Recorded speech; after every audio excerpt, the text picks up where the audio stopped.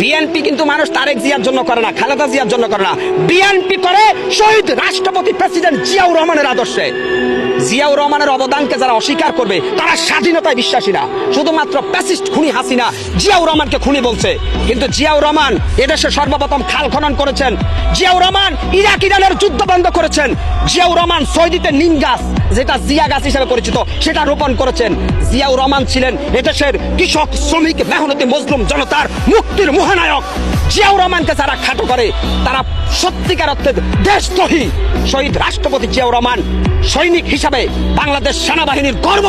শহীদ রাষ্ট্রপতি জিয়াউর রহমান যুদ্ধ করেছেন ময়দানে, বঙ্গবন্ধু 7 মার্চে ভাষণ দিয়েছেন, উনার ডাকে মানুষ ঐক্যবদ্ধ হয়েছে, আর মাঠ পর্যায়ে যুদ্ধ করেছে জিয়াউর রহমান।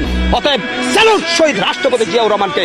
জিয়াউর রহমানকে যারা নিয়ে যারা কটূক্তি করেন তারা এই দেশের রাষ্ট্রদ্রোহী শয়তান। বিশেষ করে শুনেন, রাজনীতিতে একটু ভুল বুঝাবুঝি থাকে। তারেক রহমানকে নিয়ে দেশের অনেক মানুষের ভুল বুঝাবুঝি আছে, কারণ তিনি যখন খালেদা জিয়া 2001 সালে ক্ষমতা আসছে তিনি তখন একেবারে ইয়ং ছিলেন। এখন যেহেতু তারেক জিয়া দীর্ঘদিন ধরে তিনি দেশের বাইরে ছিলেন, আমার মনে হয় আল্লাহ পাক উনার ভিতরে রাজনীতির কিছু ইয়েটা ঢুকাই দিচ্ছে, ম্যাগনেটটা। তারেক জিয়া যে সিচুয়েশন নিচ্ছে যে 1 মেয়াদে 2 বারের বেশি কেউ প্রধানমন্ত্রী থাকতে পারবে না, সেই কথাকে আমি না শুধু গোটা বাংলাদেশের প্রত্যেকটা জনতা সমর্থন করে। 1 মেয়াদে 2 সরকার যদি না থাকে তাহলে আমাদের জন্য ভালো, জনগণের কিরকম জবাবদিহিতামূলক সরকার থাকবে। কারণ শেখ হাসিনা যেভাবে 2041 পর্যন্ত চালাইতে চাইছে ওটা কি কোনো জবাবদিহিতা সরকার ছিল?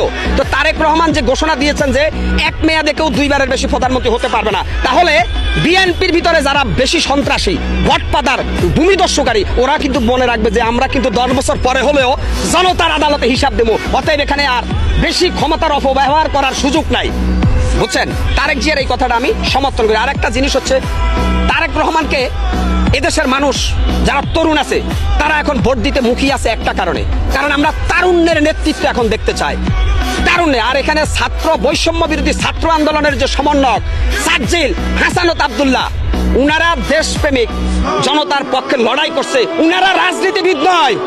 আমি হাসানত আব্দুল্লাহ, সাজ্জিল আলম থেকে যে সমন্বয়ক আছেন আপনাদেরকে বলবো, আপনারা বিশ্ববিদ্যালয়ের ছাত্র, মনে রাখবেন অতিরঞ্জিত কোনো কিছু ভালো না। আপনাদেরকে মনে করিয়ে দিতে চাই আপনাদের চাইতে অনেক ট্যালেন্টেড রাজনীতিবিদ বিভিন্ন দলে আছে। অতএব আপনারা নিজেকে অনেক বড় বড় হিসেবে উপস্থাপিত করবেন না। মনে রাখবেন আপনারা ছাত্র আন্দোলন করেছেন, জনগণের বাবা পাইছেন, কিন্তু আপনারা অতিরঞ্জিত কথা বলবেন না। বেশি অতিরঞ্জিত কথা বললে আপনারাও সময়ের সাথে সাথে বিতর্কিত হয়ে যাবেন। অতএব রাজনীতিবিদদেরকে সম্মান দিতে শিখেন। আমি ভিপি নূর সাহেবকে বলবো, গণ অধিকার পরিষদের ভিপি নূর, আপনিও কিন্তু ডাকসুর ভিপি ছিলেন। তারেক জিয়া আর আপনি এক জিনিস না। ভিপি নূর সাহেব, ডাক্তার শফিকুর রহমানের আপনি এক জিনিস না, মির্জা ফখরুলের আপনি এক জিনিস না। অতএব কথা বলতে হিসাব করে বলবেন। আপনারা যে দল সারা দেশ মিলে 3 সিটও পাবেন না। আর বিএনপি বাংলাদেশের সর্বোচ্চ জনপ্রিয় দল এই মুহূর্তে ফ্যাসিস্ট হাসিনার পরে।